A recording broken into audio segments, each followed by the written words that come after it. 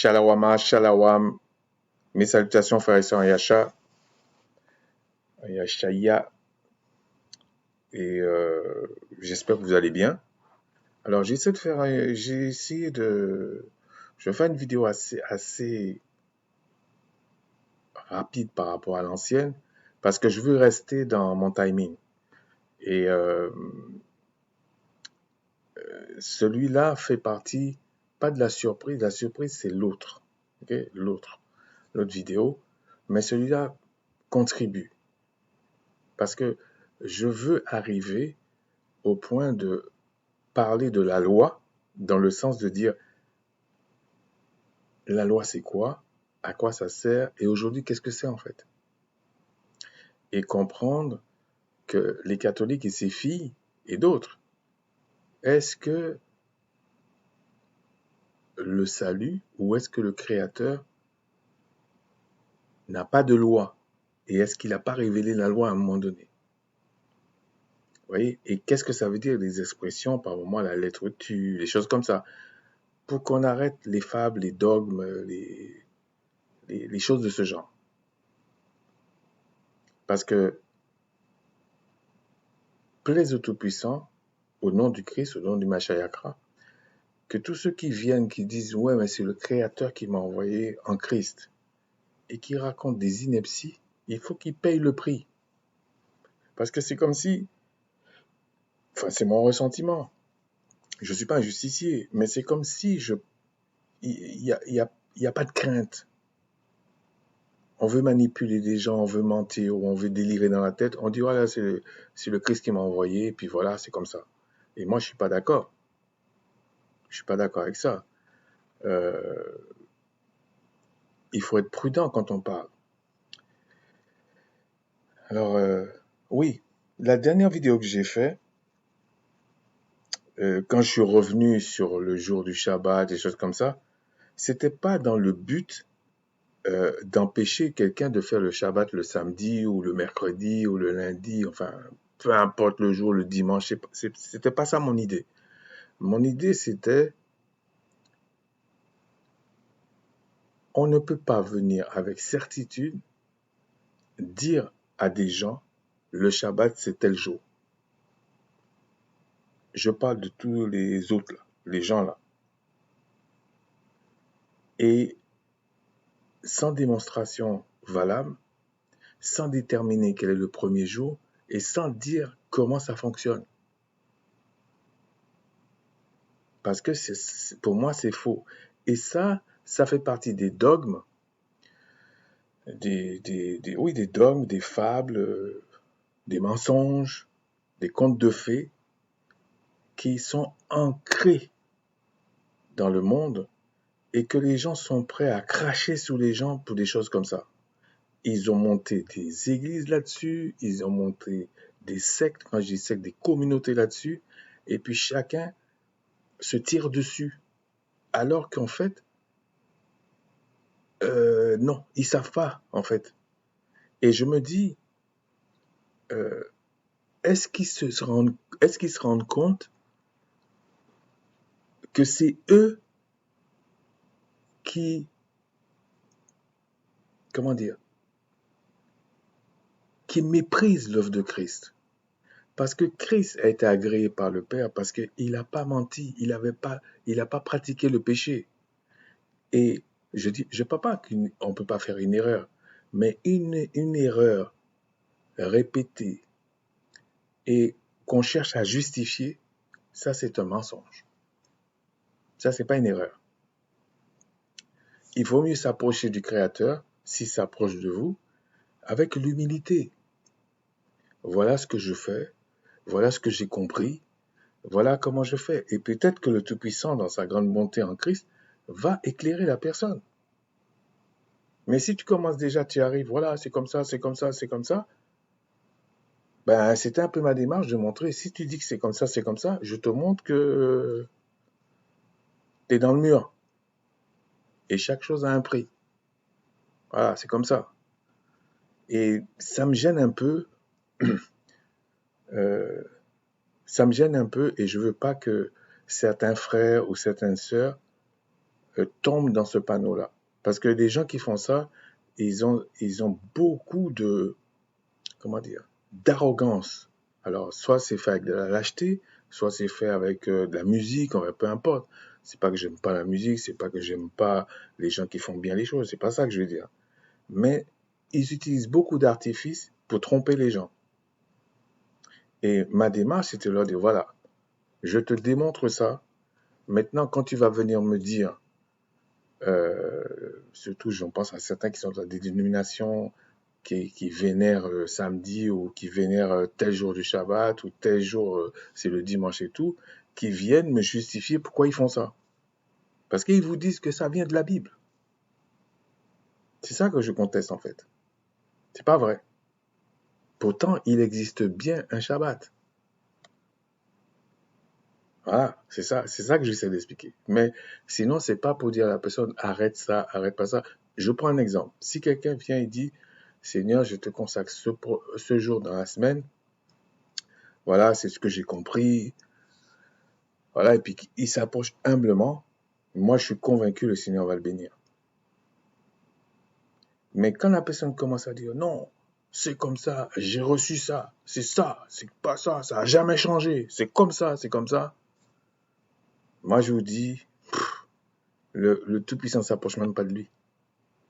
Parce qu'il est arrogant.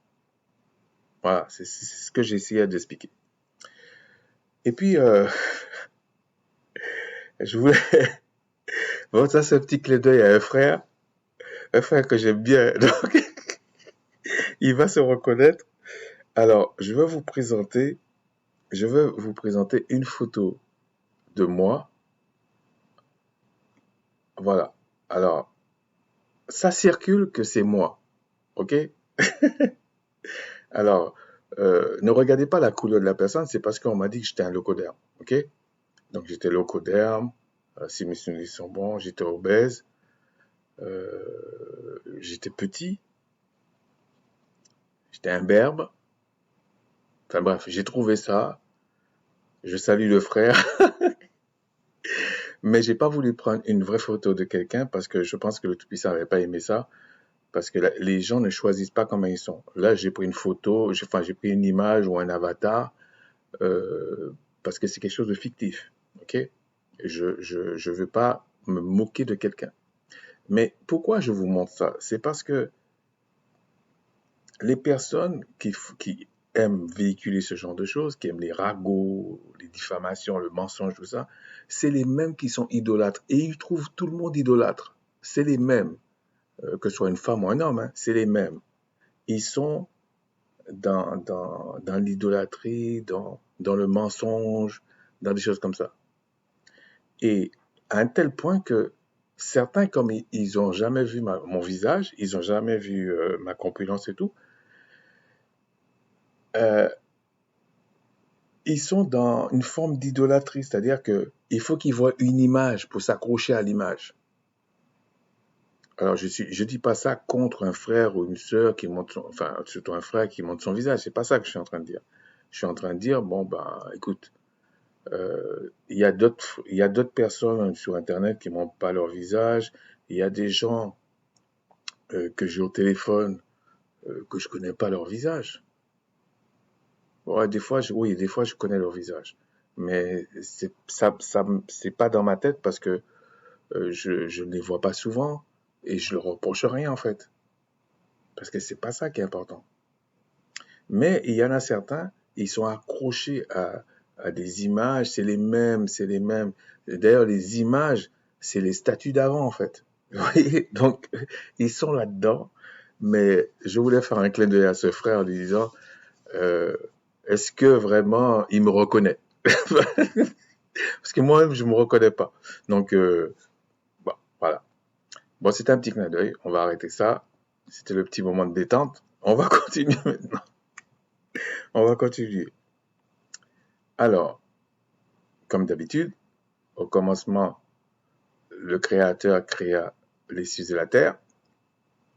Ils disent que c'est un pluriel, comme je vous ai dit souvent, mais en fait, c'est un non-sens. Parce que le même mot d'ailleurs, est utilisé dans d'autres textes pour vraiment dire, par exemple, les dieux d'Égypte. Ils ont traduit ça, les dieux d'Égypte.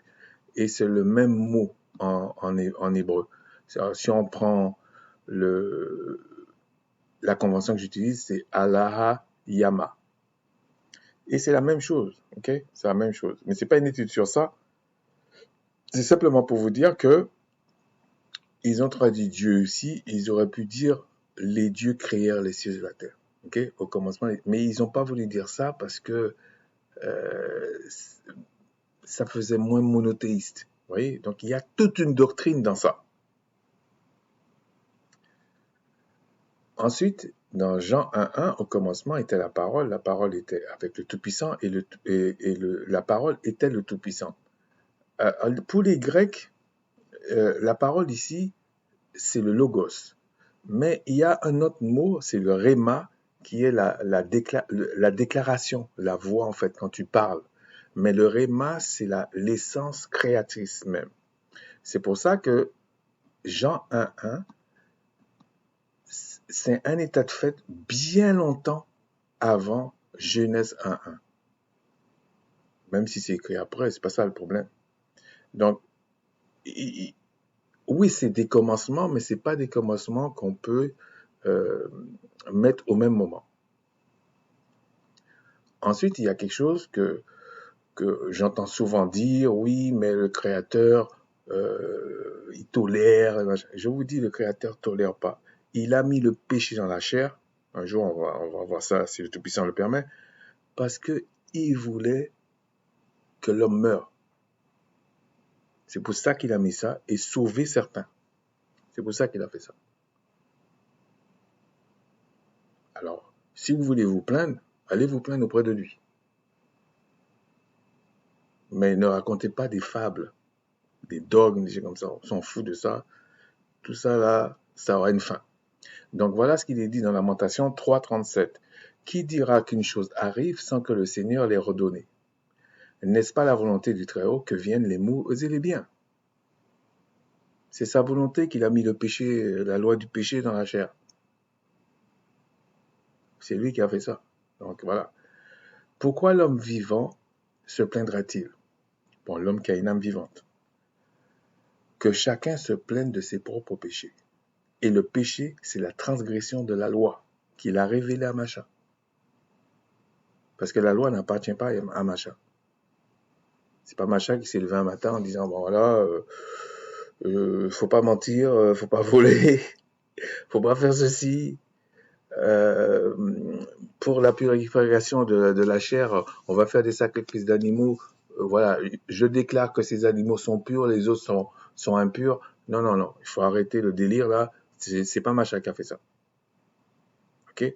De même que c'est pas Macha qui s'est levé un matin, c'est pas le Messie qui s'est levé un matin, le Christ en disant bon, je vais descendre sur la terre, hein, et puis je vais souffrir, et puis comme ça, on va arrêter la partie, je vais sauver le monde entier. Non, non, non, non, non. Et on va voir un aspect, ok? On va voir un aspect. Alors, on va aller dans, est-ce que c'est là? Non, je pense pas que c'est là. Ok, on va aller dans Hébreu 9. Alors, voilà ce qu'il dit dans Hébreu 9. On va lire simplement. Je ne pense pas que ça va être très long, cette vidéo, mais ça, pour moi, ça a son utilité. Alors, dans Hébreu 9, 11, voilà ce qu'il est dit. Mais Christ est venu comme souverain sacrificateur des biens à venir. Il a traversé le tabernacle plus grand et plus parfait qui n'est pas construit de main d'homme, c'est-à-dire qui n'est pas pardon, de cette création. Il y a un mot qui est dans ce verset qui s'appelle souverain sacrificateur. Et on va essayer de chercher à savoir qu'est-ce que c'est, qu'est-ce que la Bible nous dit, et, et est-ce que Christ, spirituellement parlant, ou dans sa gloire, respectent ce principe ou pas? Ah, il suffit pas de dire oui, il faut démontrer. Donc, on va y aller. Alors, on va aller dans... Bon, j'ai plusieurs passages, mais on va aller dans le nombre 4. On va pas tout lire, mais on va lire certains passages. Alors, nombre 4, on va lire de 2 à 4. Bon, c'est le Créateur qui dit ça à Macha et à Aaron, et dit, compte les fils de Kehat parmi les enfants de Lévi. Donc, il parle de ceux qui sont Lévi, selon leur famille, selon les maisons de leur père, depuis l'âge de 30 ans et au-dessus jusqu'à l'âge de 50 ans. Tous ceux qui sont propres à exercer quelque fonction dans la tente d'assignation, parce que c'était l'ancêtre, on va dire entre guillemets, du temple. Okay? Parce que la tente d'assignation, c'était comme... il n'avait pas plusieurs parties. Okay?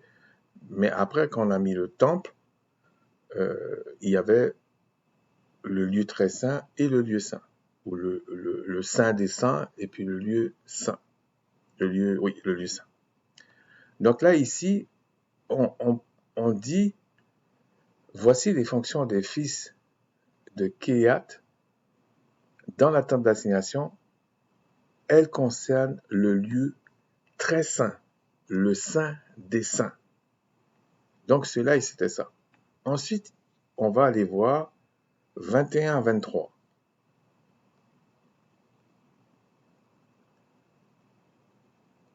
Alors, bon, il y a peut-être avant, mais je repère celui-là. Le Tout-Puissant parla à Macha et dit, compte aussi les fils de Gershon, selon les maisons de leur père, selon leur famille, tu leur feras le dénombrement depuis l'âge de 30 ans et au-dessus jusqu'à l'âge de 50 ans de tous ceux qui sont propres à exercer quelque fonction dans la tente d'assignation. Donc c'est encore des Lévites. Voici les fonctions des familles des Gershonites, le service qu'ils devront faire et ce qu'ils devront porter. Donc là, c'était plutôt les porteurs, enfin certaines choses. Et on vous dit, là, c'est pas pour le lieu très saint.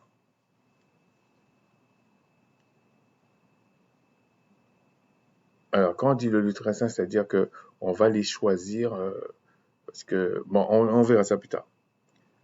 Alors, 29-30, ensuite il y a 29-30.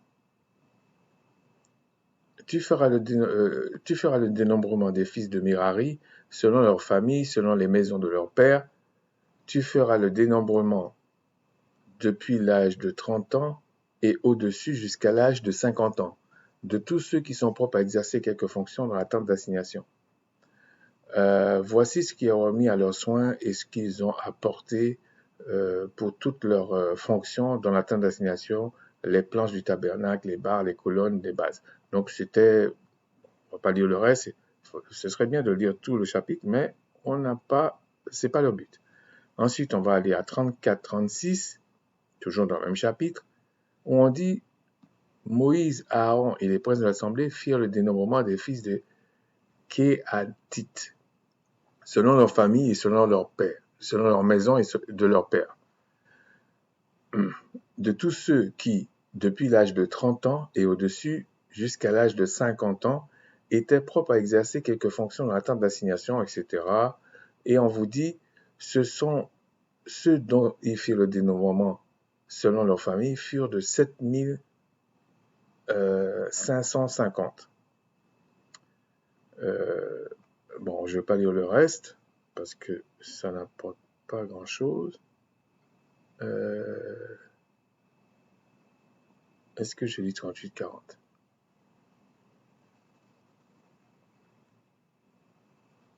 Ah oui, on parle des fils de Gershon, mais il me semble que j'avais déjà lu Gershon, mais on va le reprendre. Donc, on fit le dénombrement selon leur famille et selon la maison de leur père, depuis l'âge de 30 ans au-dessus jusqu'à l'âge de 50 ans, tous ceux qui étaient propres à exercer quelque fonction dans la tente d'assignation. Et là, ils étaient 2630. Ouais, 2630.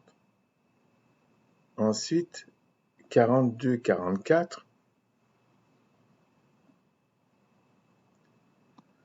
C'est des familles des fils de Mirari, dont le fils, en fait, c'est la même chose, mais ils étaient 3200. Donc, c'était pas mal de personnes quand même. C'était vraiment les tribus des Lévis. La tribu des Lévis avec plusieurs familles. Et on va finir avec 46-49 qui dit, pour confirmer que c'était les Lévis, donc c'était ceux par la suite qui se retrouvent dans le royaume du Sud.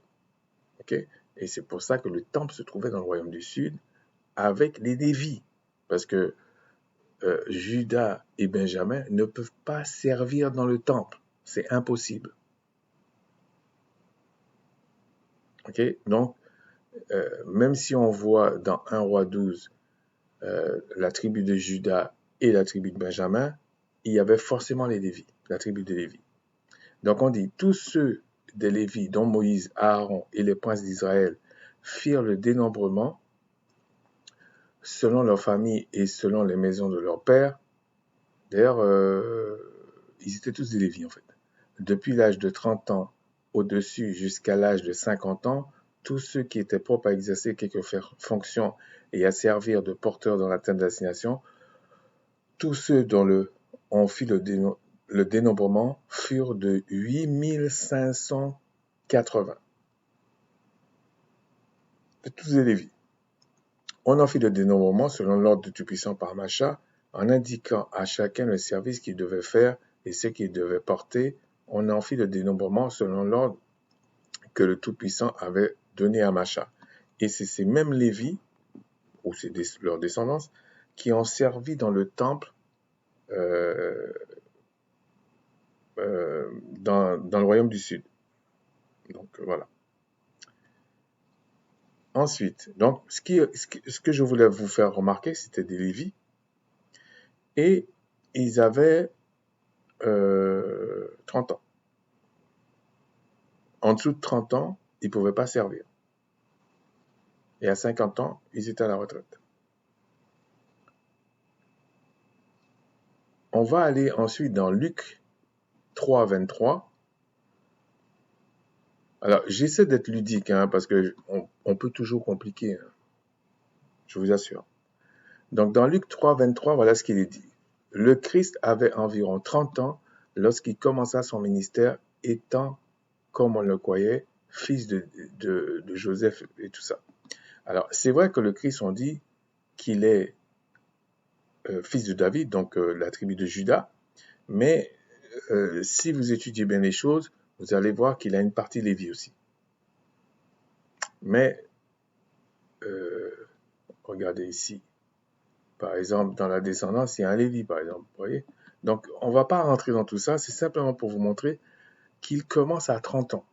Et ça a une importance. Souvenez-vous de Hébreux 9, 11. Ça a une importance. Maintenant, si on va dans... Là aussi, on ne va pas tout lire. 28, ce serait bien de lire tout, Exode 28, mais ce serait bien de lire tout le chapitre. Non, ce serait bien de lire jusqu'à 38, mais on ne va pas lire tout. On va s'arrêter sur certains points clés, en tout cas que je pense être clés. Alors, si on va prendre de 15 à 21 du chapitre 28 de Exode. 15 à 21. Ça, c'est pour, on va dire, l'habillement du souverain sacrificateur. Okay? Tu feras le pectoral du jugement artistement travaillé, tu le feras du même travail que l'éphod, tu le feras d'or, de fil bleu, pourpre et cramoisi, de fil lin retors. Vous allez voir, bon, je rentre dans des détails, mais il y a un point que je veux souligner. Il sera carré et double, sa longueur sera d'un épan et sa largeur d'un épan. Tu y enchâsseras une garniture de pierre, 4 rangées de pierres première rangée, une sardoine, puis bon, je vais pas lire tout ça par contre. Et on va aller euh, au verset 21. Il y en aura, en fait, ce qui veut dire, c'est que ici, les rangées, il y aura des pierres précieuses c'est sur un pectoral que le souverain sacrificateur aura. Pas le sacrificateur, le souverain sacrificateur. Et on va voir qu'est-ce que fait le souverain sacrificateur. Il y en aura 12 d'après les noms, donc les pierres, là, il y en aura 12 d'après les noms des fils d'Israël. Elles seront gravées comme des cachets, chacune avec le nom de l'une des 12 tribus. Donc ça veut dire qu'il y aurait des rangées, alors je vais vous dire, 4 rangées de pierres. Donc il y en aura 4 par 3. Ça fait 12. Et chacun représentera une tribu. Verset 29, toujours du chapitre 28. Lorsque Aaron entrera dans le sanctuaire, donc Aaron est le premier souverain sacrificateur. Okay? Il est un Lévi, il a forcément plus de 30 ans. C'est comme ça. Et même les autres sacrificateurs étaient obligés d'avoir plus de 30 ans. Il portera sur son cœur, sinon ils étaient frappés, hein, je vous dis tout de suite. Il portera sur son cœur les noms des fils d'Israël. Donc il portera sur son cœur le nom des, en fait, sa poitrine, en fait, le nom des fils d'Israël gravé sur le pectoral du jugement, pour en conserver à toujours le service devant le Tout-Puissant. Le souvenir, pardon, devant le Tout-Puissant. Ensuite, on va lire de 35 à 38. 35 à 38. Aaron se revêtira pour faire le service, revêtira, enfin il mettra ça sur lui pour faire le service, quand il entrera dans le sanctuaire devant le Tout-Puissant et quand il en sortira. On entendra le son des clochettes et il ne mourra point. Parce que même là, quand tu rentrais là, c'était risqué, hein? Bon, que tu t'approches pas du Saint comme ça. Non, non, non, non. Quand je vois les gens parler n'importe comment, puis ils disent c'est le Christ, c'est l'Esprit Saint qui leur parle. Hé, faut être prudent. Tu feras une lame d'or pur, tu en graveras comme on grave un cachet, sainteté au Tout-Puissant. Tu l'attacheras avec un cordon bleu sur la tiare et sur le devant de la tiare. Bon, tiare, vous savez ce que c'est une forme de petite couronne là. Elle en sera, en tout cas c'est sur la tête, elle en sera sur le front d'Aaron. Ok, donc essayez d'imager ça. Elle sera sur le front d'Aaron. Et Aaron sera chargé des iniquités commises par les enfants d'Israël en faisant toutes leurs saintes offrandes. Elle sera constamment sur son front devant le Tout-Puissant pour que le Tout-Puissant leur soit favorable. Ça veut dire que quand tu rentres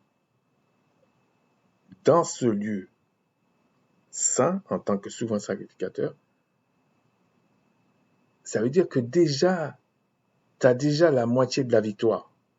C'est-à-dire que si tu rentres pur là, le Créateur te donne. Parce que lui, il fait des mots et des biens. C'est pas son problème. OK? Mais le seul peuple qui a eu cette loi pour entrer là-dedans, dans le lieu très saint, avec les 12 tribus, c'était Israël. OK? Souvenez-vous de Hébreux 9, 11.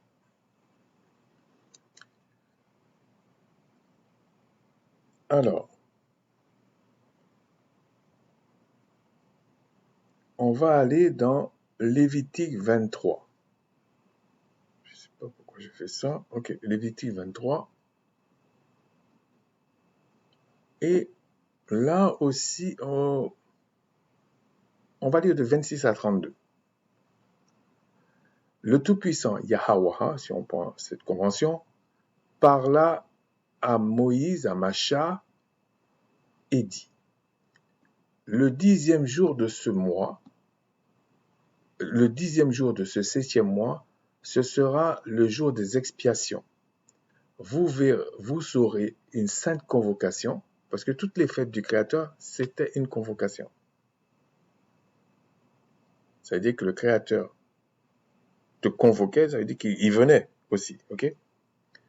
Vous humilierez vos âmes, donc ça veut dire que vous allez jeûner, et vous offrirez, jeûner et prier, et vous offrirez au Tout-Puissant des sacrifices consumés par le feu.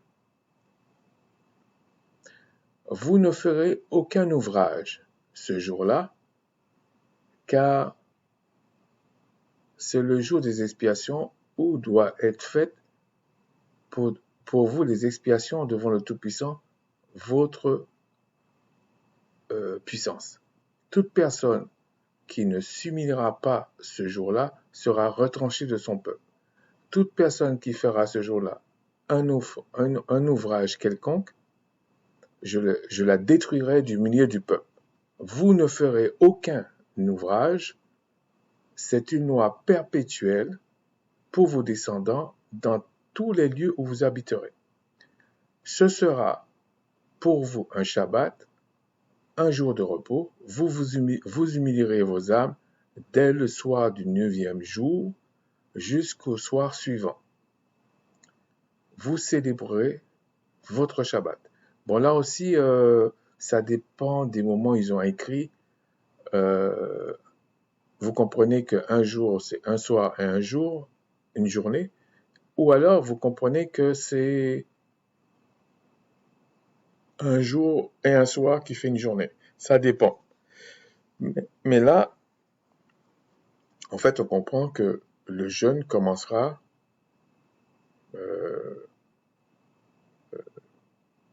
la veille, en fait, le soir de la veille. C'est ça que ça veut dire. Mais ici, on vous dit que ça sera fait le 7e mois du 10e jour. Donc, ça veut dire qu'il devait savoir qu'est-ce que c'était le premier jour. Parce qu'à partir de là, tu peux définir les shabbats hebdomadaires, les fêtes, toutes ces choses-là. Je vais voir si je peux faire quelque chose là. Alors, je vais vous montrer quelque chose. Puis après, on va continuer. Attendez. 23, 28. Alors, 23, 28. On va faire un truc.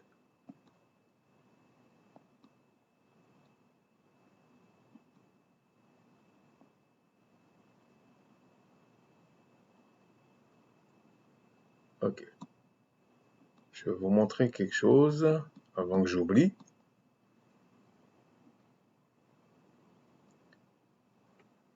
C'est Lévitique 23.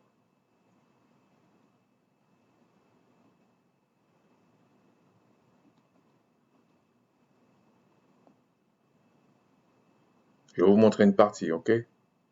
Parce que c'est pas l'objet de la vidéo. Parce que j'avais dit quelque chose dans une autre vidéo, je vais vous montrer. Si c'est ça, attendez.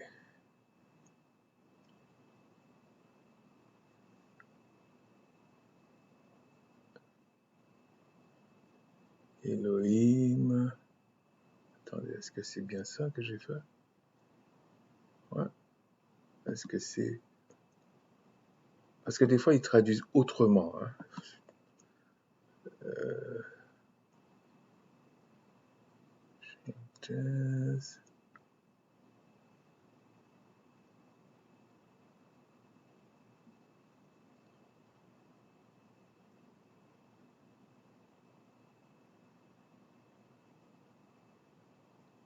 Regardez, ouvrage ou travail, Malaaka. Et Malaaka, vous allez voir quand ils traduisent ange, c'est aussi le même mot. Par exemple, quand ils disent l'ange de l'Éternel, je vais voir s'il y a ça ici. Attendez.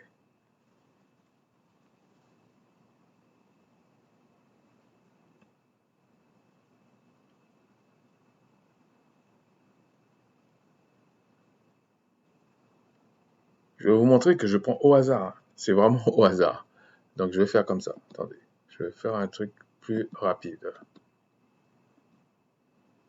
Je vais aller là.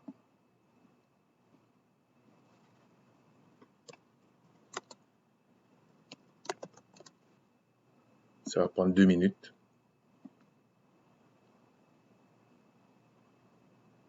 Si le Tout-Puissant me le permet. Ok.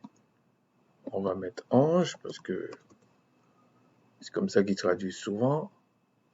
On va faire tac. Et l'ange de l'Éternel. Donc 16. Genèse 16, 7. Franchement, j'ai pas préparé ça. Donc, on peut pas dire que moi, j'ai essayé quelque chose de bizarre. Bon. Alors 16, 7.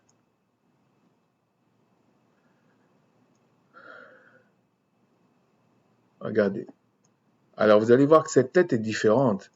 Mais c'est parce que dans les conventions qu'ils utilisent, suivant la terminologie, ils vont mettre cette lettre-là ou ils vont mettre cette lettre-ci. OK? Donc, comme c'est pas la fin, c'est pour ça qu'ils ont mis comme ça. Mais pourquoi c'est pas la fin? Parce que le fait qu'ils ont mis, comment ils ont traduit ça?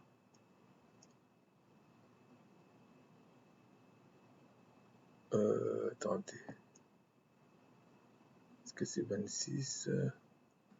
Ouais, comme c'est marqué aucun ouvrage, donc pas de travail.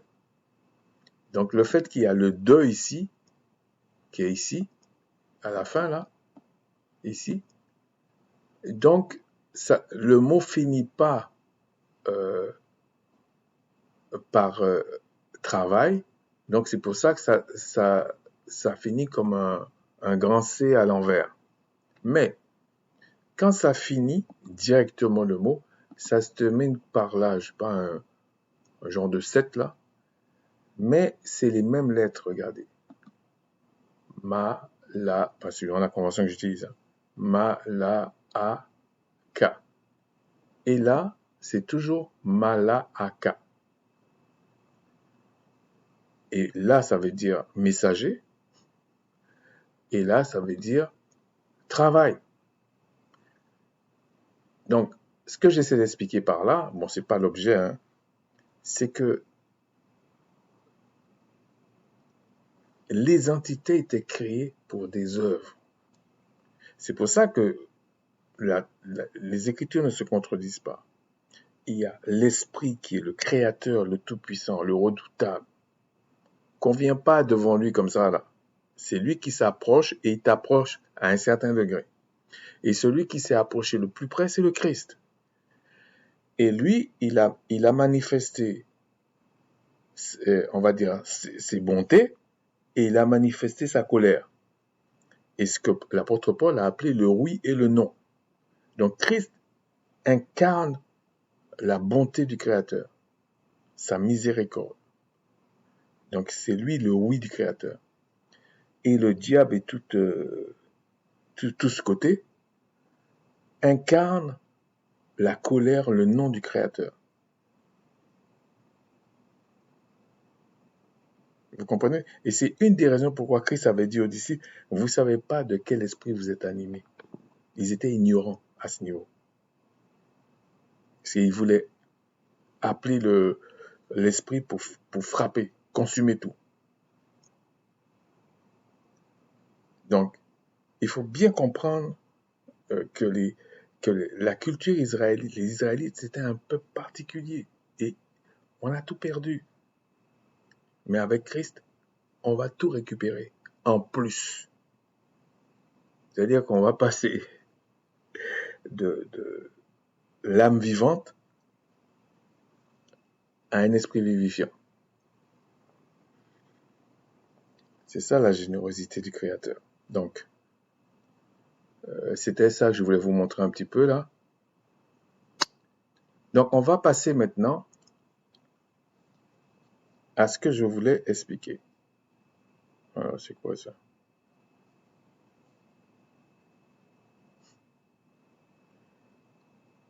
Non, c'est pendant que je fais la vidéo, j'ai reçu un truc, c'est pour ça. Alors, on va lire Hébreux 4, 14, 16. Ce serait bien de lire Hébreux, mais franchement, si on lit Hébreux, on est là demain matin. Donc 14, 16, voilà ce qu'il est dit. Ainsi, puisque nous avons un grand souverain sacrificateur qui a traversé les cieux, là, on est passé du terrestre aux cieux. Mais là, c'est un souverain sacrificateur, on vous dit, il est dans les cieux maintenant. Le Christ, le Fils du Tout-Puissant, demeurons fermes dans la foi que nous professons. Car nous n'avons pas un souverain sacrificateur qui ne puisse compatir à nos faiblesses. Au contraire, il a été tenté comme nous en toutes choses, sans commettre de péché, sans transgresser la loi. Mais quelle loi? Puisqu'il est souverain sacrificateur. Il n'a transgressé aucune loi qui a été révélée à Macha. Bon. Approchons-nous donc avec assurance du trône de la grâce, afin d'obtenir miséricorde et de trouver grâce pour être secourus dans nos besoins. Ce qui est intéressant ici, c'est qu'on vous dit, ce souverain sacrificateur, c'est le Christ, le Fils du Tout-Puissant. Il a traversé les cieux. Donc ça veut dire que le lieu très saint où on avait fait une image sur la terre avec la tente d'assignation après dans le temple, le tabernacle, ça existe dans les cieux. Mais il faut qu'il traverse les cieux. Ça veut dire qu'il n'y a pas qu'un ciel, il y a plusieurs. L'apôtre Paul a parlé du troisième ciel, par exemple. Pardon. Donc, les gens qui disent que oui, dans les cieux, il est comme ça, il est le Père, sur la terre, il est Jésus, je sais pas, dans les airs, peut-être il est le Christ, j'en sais rien. Enfin, bref, vous voyez les gens qui aiment les dogmes, les farces, les mensonges et tous les trucs comme ça. Là. Et ça, on sait d'où ça vient, c'est quel esprit qui est là, qui ont créé la Trinité, etc. On vous dit ici que c'est le même, puisque là il dit Jésus, ok? C'est le même Christ qui est venu sur la terre.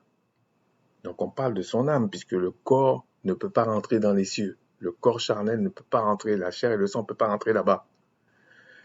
Mais on vous dit qu'en tant que fils du Tout-Puissant, donc le Christ, il est rentré là-bas. Dans ce lieu très saint, puisque le souverain sacrificateur, la spécificité du souverain sacrificateur, c'est qu'il rentre dans le lieu très saint. Il ne faut pas oublier, on attribue ce livre à l'apôtre Paul, et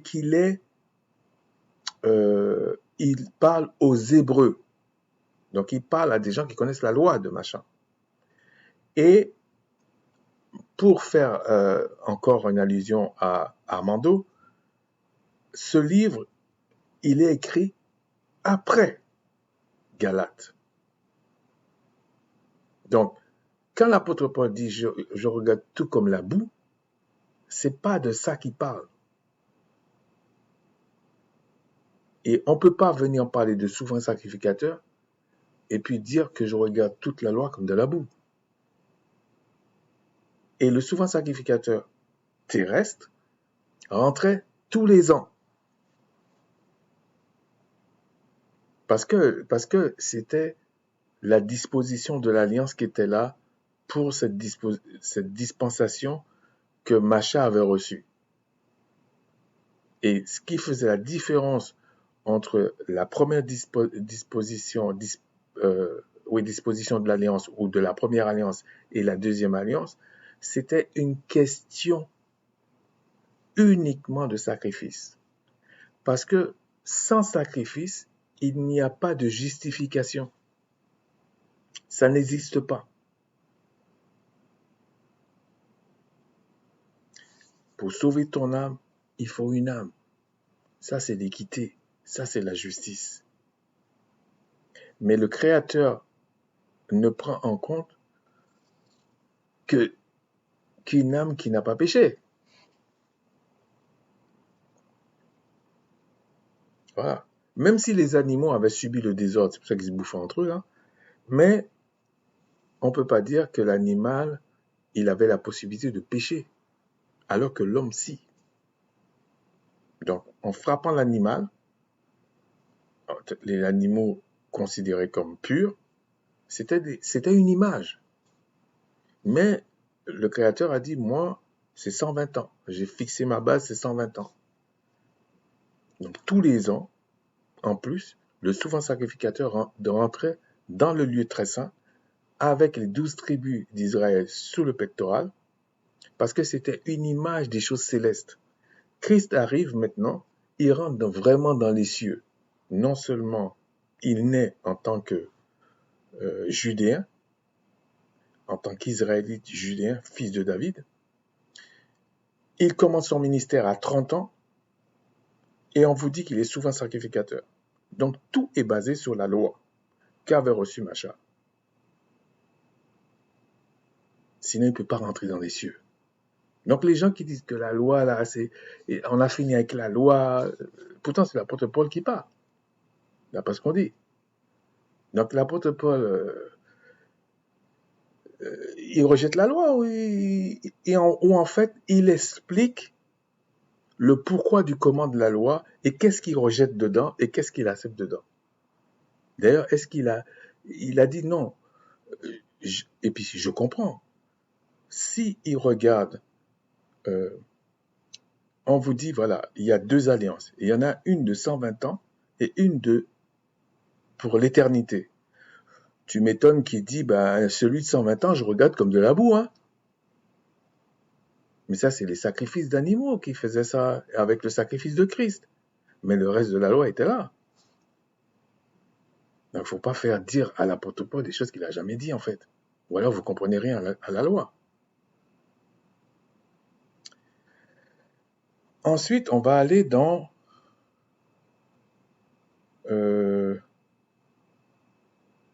Attendez, pourquoi j'ai fait ça? Ok.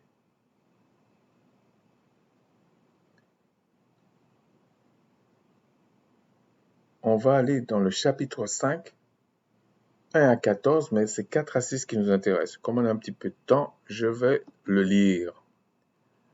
1 à 14. En effet, tout souverain sacrificateur près au milieu des hommes est établi pour les hommes dans le service du Tout-Puissant afin de présenter des offrandes et des sacrifices pour les péchés. Bon,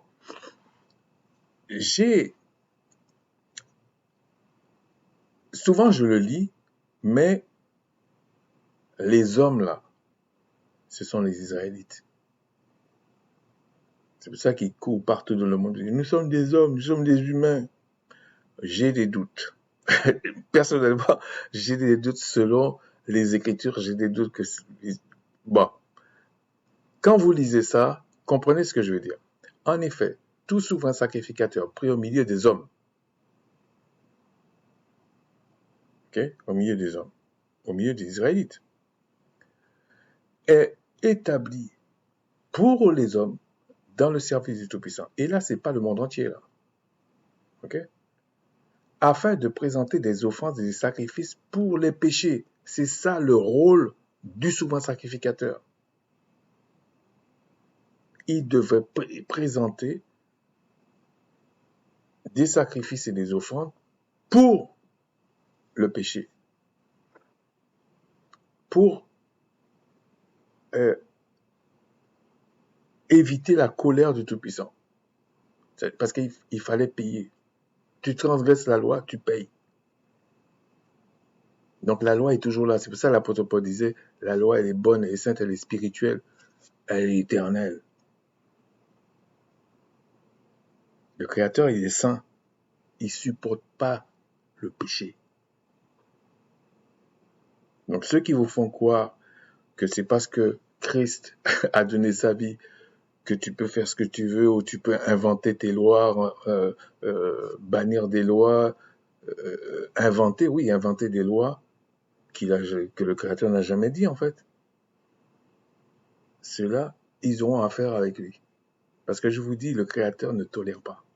Contrairement à ce que vous pensez. il est miséricordieux, ça ne veut pas dire qu'il accepte n'importe quoi. C'est bien pour ça que Christ a souffert comme ça, pour sauver les âmes. Et des âmes dont on avait fait la promesse. Il peut être indulgent pour les ignorants et les égarés, puisque la faiblesse est aussi son partage. Donc, il parle de souvent sacrificateurs comme Aaron, etc. C'est à cause de cette faiblesse qu'il doit offrir des sacrifices pour ses propres péchés, donc ses propres transgressions de la loi, comme pour ceux du peuple. Donc là, quand il parle du péché et que je dis les transgressions de la loi, je ne suis pas en train de parler des sacrifices d'animaux. Est-ce que vous vous rendez compte de ce que je suis en train d'expliquer? Bon. Nul ne s'attribue cette dignité s'il est appelé de Tout-Puissant, comme le fut Aaron. Et Christ, donc le roi, ne s'est pas non plus attribué la gloire de devenir souvent sacrificateur, mais il la tient de celui qui lui a dit « Tu es mon fils, je t'ai engendré aujourd'hui ». À quel moment Christ était souvent sacrificateur? C'était pas sur la terre. Sur la terre, il était un envoyé, on va dire, et il était un agneau qui devait s'offrir comme sacrifice. Mais il n'était pas souvent sacrificateur sur la terre. Ok? Bon. Comme il dit ailleurs, tu es sacrificateur pour toujours selon l'ordre de Melchisédek. Donc sacrificateur, c'est l'ordre. C'est l'ordre de Melchisédek. De toute façon, le souvent sacrificateur est pris parmi les sacrificateurs.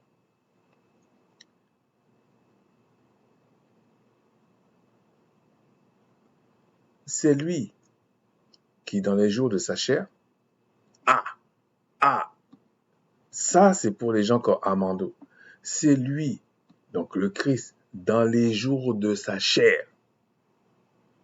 Donc ça veut dire c'est son âme qui a été incarnée dans une chair.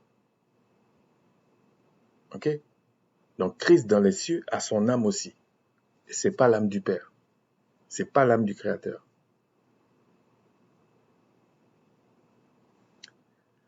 Après, vous pouvez inventer vos fables, on s'en fout en fait. Ayant présenté avec de grands cris, regardez comment il a souffert, et avec larmes, des prières et des supplications à celui qui pouvait le sauver de la mort. Et la mort, c'est aussi un esprit. C'est aussi un Éloa. Et ayant été exaucé à cause de sa piété, parce qu'il a transgressé aucune loi,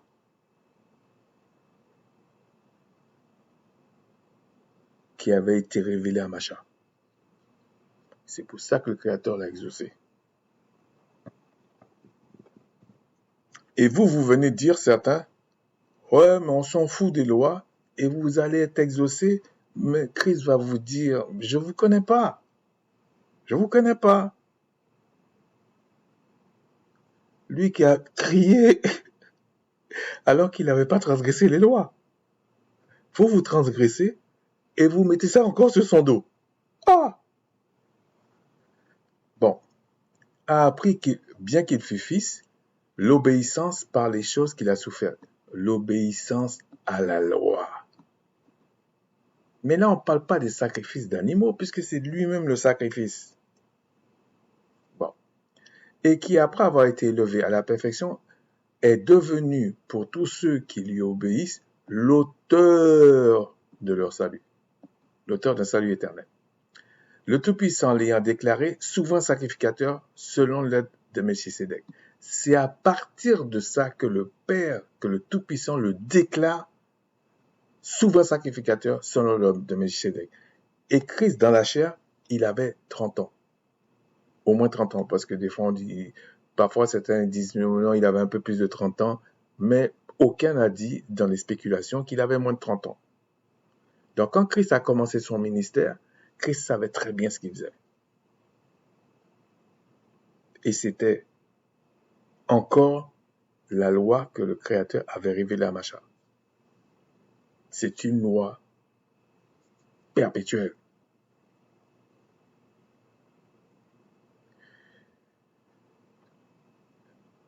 la différence déjà, c'est que le souverain sacrificateur pris parmi les hommes entrait tous les ans. Et on va voir ce qu'on dit par la suite. Nous avons beaucoup à dire là-dessus et des choses difficiles à expliquer parce que vous êtes lents à comprendre. Déjà à l'époque. Hein. Mais là, aujourd'hui, là, c'est pas lent seulement.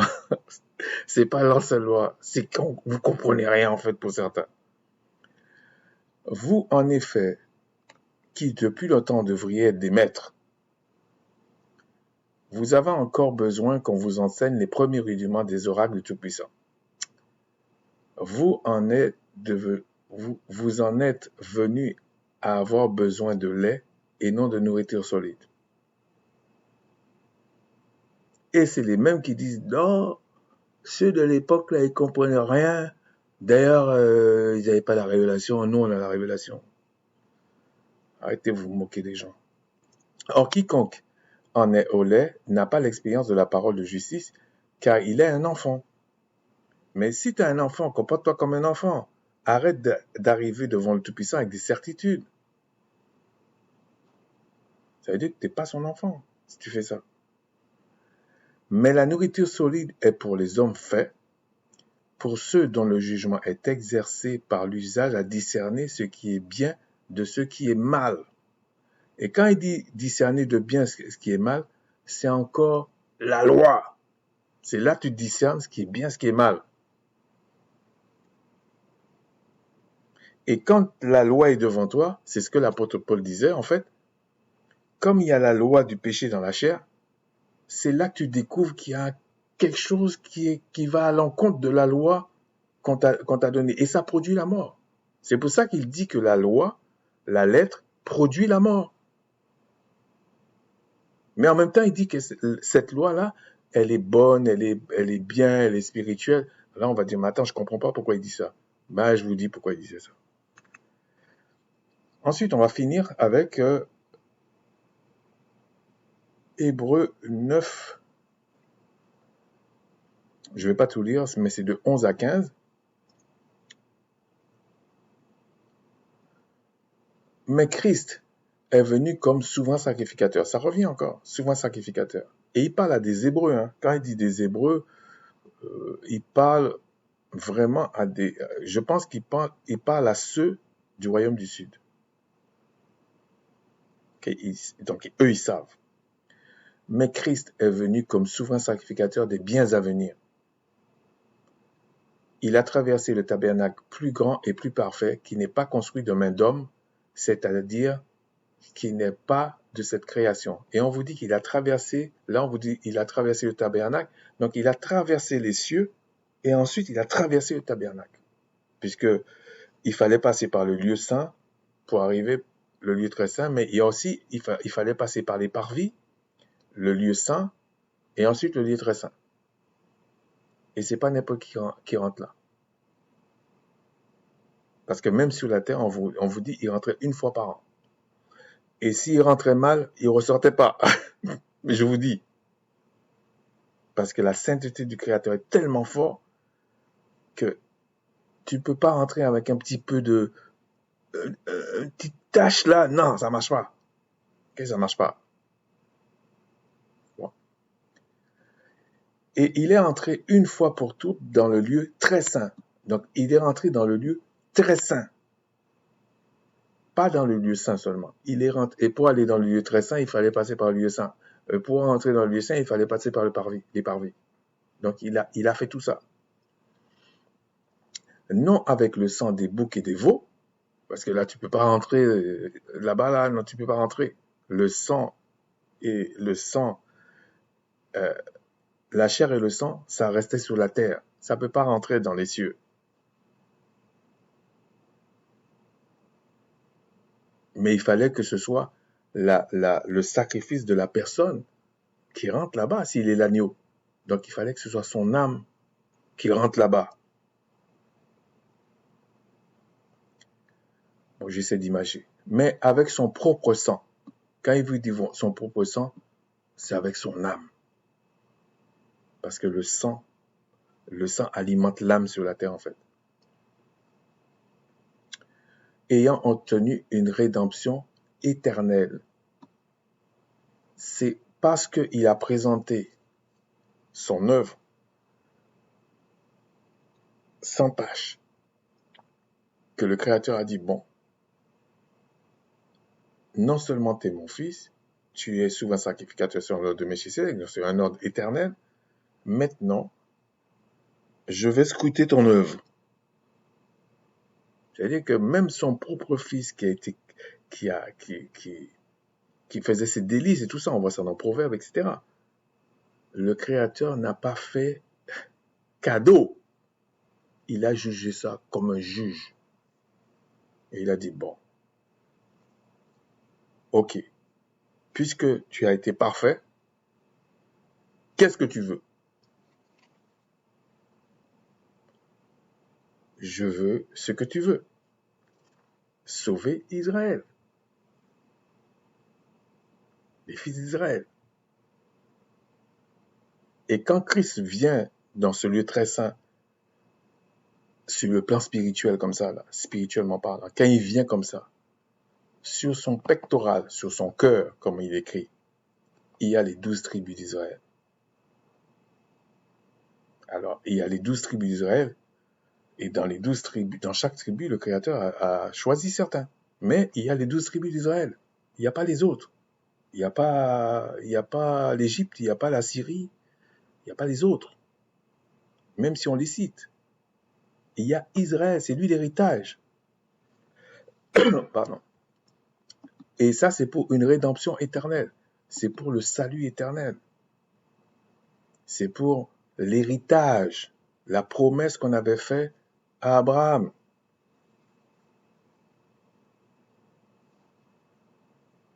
Donc, comme c'est Christ l'héritier, en fait, il a donné sa vie pour partager son héritage avec nous. Et vous croyez qu'il a fait tout ça pour que des gens racontent n'importe quoi sur lui? Arrêtez ça. Car le sang des taureaux et des boucs et la cendre d'une vache répandue sur ceux qui sont souillés sanctifie et procure la pureté de la chair. Donc en fait, dans la dispensation de Macha, donc la première alliance si vous voulez, c'était pour la pureté de la chair. Mais le péché qui avait infecté l'âme était dans l'âme. C'est pour ça qu'il était obligé de mourir au maximum jusqu'à 120 ans. Pas plus. Et c'est le Créateur qui a décidé ça. Parce que s'il y a le péché dans l'âme, tu ne peux pas vivre, en fait. Donc, qu'est-ce qu'il avait fait? Il a dit, pour que vous vivez jusqu'à 120 ans, il faut des sacrifices. Il faut un sacrifice particulier au 7e mois, avec le souverain sacrificateur, mais il faut des sacrifices tout le temps. Tous les jours. Parce que le salaire du péché, c'est la mort. Et c'est pas parce que le Tout-Puissant patiente que ça veut dire qu'il laissait les gens vivre comme ça. Non, il pouvait frapper tout de suite. Alors pourquoi il ne frappe pas le monde tout de suite? Parce que il avait mis Israël sur leur tête. Voilà. Donc s'il a mis Israël sur la tête, il fallait que la queue soit là. Voilà, c'est pour ça. Mais sinon, quand il n'en aura plus besoin, il va raser ça. Voilà. Combien plus le sang de Christ? Donc, quand il dit le sang de Christ, c'est ce qui s'est passé sur la terre en tant qu'agneau, qui, par un esprit éternel, s'est offert lui-même sans tache au Tout-Puissant. Vous voyez, quand je parlais de tache, sans tache au Tout-Puissant. Parce que s'il y avait une petite tache, c'est mort. On allait envoyer Christ. Christ, va refaire ta copie. Voilà. Parce qu'avec le Tout-Puissant, si vous êtes en Amérique du Nord, c'est 100 sur 100. Si vous êtes en Europe, c'est 20 sur 20 ou A. Voilà, c'est comme ça. Chez lui, il n'y a pas de je t'encourage, tu as B ou tu as 95 ou tu as 19 et demi sur 20. Non, non, non. Lui, c'est 20 sur 20, 100 sur 100, A, et c'est tout. Voilà. Parce que vivre éternellement, c'est la perfection. Donc, quand tu passes un examen pour, pour avoir la perfection, c'est la perfection que tu dois avoir dans les notes. Donc, voilà. Purifiera-t-il votre conscience des œuvres mortes? Et les œuvres mortes,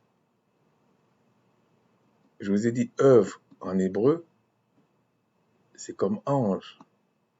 Donc, il purifiera votre conscience des péchés, des inspirations du diable. Ok? Afin que vous serviez le Seigneur vivant. Le vivant, en fait. C'est l'Esprit, c'est le Créateur. Et c'est pour cela qu'il est le médiateur d'une nouvelle alliance, afin que la mort étant intervenue pour le rachat des transgressions commises sous la première alliance, donc c'est des transgressions. En fait, si vous voulez, la première alliance ou la première disposition de l'alliance n'enlevait pas le péché dans la conscience, dans l'âme. Donc ton âme était morte. Et il dit, c'est pour ceux-là qui ont transgressé la loi en connaissance de cause. C'est parce qu'ils ne pouvaient pas, parce que c'est le Créateur lui-même qui a mis le péché dans l'âme. Pas dans l'âme, il a mis dans la chair. Et comme il a mis dans la chair, ben, comme il a séparé l'homme de lui, à cause du péché, depuis Adam et Ève, donc l'âme suivait la chair. C'est pas possible. Tant qu'il y a le péché dans l'âme, là, si le Créateur ne vient pas te donner son esprit, la force dans l'âme pour dompter le péché en attendant d'avoir un corps spirituel, c'est impossible. C'est pour ça qu'il dit les orgueilleux vont mourir. Est-ce que vous croyez que vous allez faire ça comment? Parce que vous allez réciter toutes les lois, que vous allez faire ceci. C'est ça que l'apôtre Paul disait aux Judéens. C'est pas que la loi n'est pas bonne, mais sans l'esprit du Créateur en vous, avec sa semence pour écrire les lois en vous, vous n'allez pas réussir. Parce que c'est pas vous qui méritez ça. C'est le Christ qui est rentré dans le lieu très saint en tant que souverain sacrificateur et que lui-même a amené le sacrifice, c'était lui-même, et que le Père, le Créateur l'a agréé. Donc comme lui, il avait sur le pectoral les 12 tribus d'Israël, il a fait ça pour les 12 tribus d'Israël. C'est quand même assez clair. Alors je reprends. Et c'est pour cela qu'il est le médiateur d'une nouvelle alliance, afin que la mort étant intervenue pour le rachat des transgressions commises sous la première alliance, donc déjà, il fallait que tu sois sous la première alliance. Et qui avait la première alliance ou la première disposition d'alliance? C'était ceux qui étaient sous la loi de Macha, la loi qui a été révélée à Macha, à Moïse. Les autres n'étaient pas concernés. Donc l'histoire de dire non, le Créateur il est bon, il aime tout le monde, ok, mais c'est pas la Bible. Okay? Ceux qui ont été appelés reçoivent l'héritage éternel qui leur a été promis. Parce que ça leur avait été promis sur la première alliance. C'est pour ça que les pharisiens croyaient en la vie éternelle. Mais c'est pas la loi de Macha, c'est pas la disposition de Macha qui leur donnait la vie éternelle.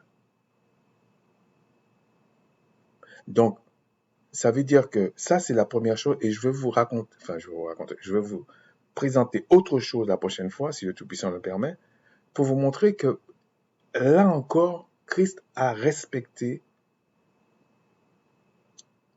la partie intemporelle qui était dans la loi de Macha. Parce que la partie qui était temporelle, c'était les sacrifices d'animaux, comme il le dit dans Hébreu 9 là. le reste est éternel.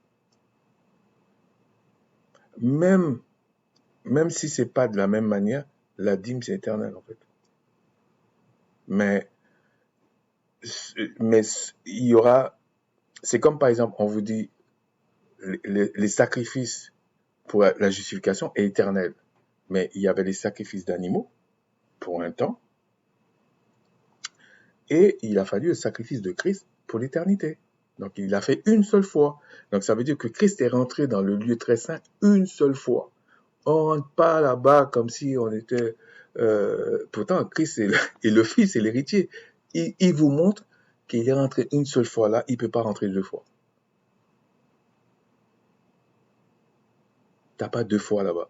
Quand tu rentres là-bas, il faut savoir pourquoi tu rentres. Quand tu rentres là-bas, là, c'est sérieux. Ça, c'est le gouvernement du Créateur qui est là. C'est la justice. Voilà. Tu rentres là-bas, tu es venu pourquoi? Quand tu es arrivé jusque-là, hein, parce que le fait que Christ rentre par les parvis, il rentre dans le lieu saint, dans le lieu très saint, c'est parce qu'il était souvent sacrificateur, selon l'ordre de Melchisédek, et c'est la position que le Créateur lui avait donnée. Sinon, il ne peut pas. C'est pour ça que je vous dis, les gens, quand ils prennent le livre de Job, et puis ils disent non, mais Job était là, le Créateur a parlé avec. Non, non, non, non. C'est pas là. C'est pas là. Non, non, c'est pas là. C'est pas devant le trône là. Le diable peut pas rentrer là. Alors, il est rentré quelque part, c'est sûr, hein. Mais il ne peut pas rentrer là. Il n'est pas souverain sacrificateur. Il ne peut pas rentrer là. Et il n'y a pas deux souverains sacrificateurs en même temps. Même sur la terre, il n'y avait pas deux en même temps. Donc, si Christ est souverain sacrificateur selon l'ordre de Melchisédek, il est tout seul. Il n'y en a pas deux. Il y a des sacrificateurs peut-être, mais souvent sacrificateurs, il n'y en a qu'un seul.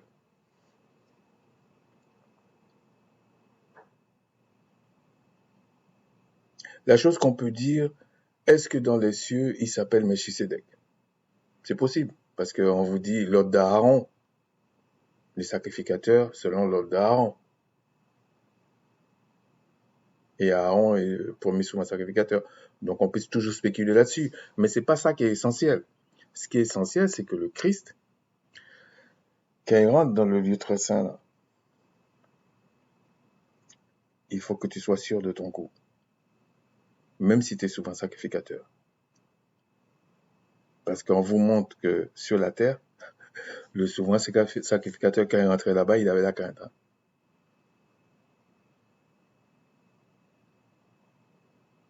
Donc, vous pensez, en tout cas certains pensent que le Créateur va blaguer ou va rigoler, va dire comme font les catholiques, non, on va faire un purgatoire, on va s'arranger. Quoi? On ne va pas s'arranger. Tout est déjà arrangé. Le Créateur sait qui va être sauvé, il sait qui va pas être sauvé. Il sait déjà. Il sait déjà. Parce que quand Christ est venu dans le lieu très saint là, tout a été réglé. Quand il est ressorti, on a dit, mets-toi à ma droite maintenant, je vais faire de tous tes ennemis ton marchepied.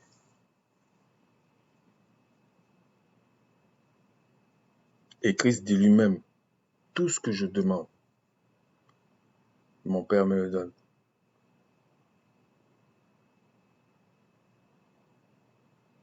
Sur ce, je vous dis Shalom, mes salutations.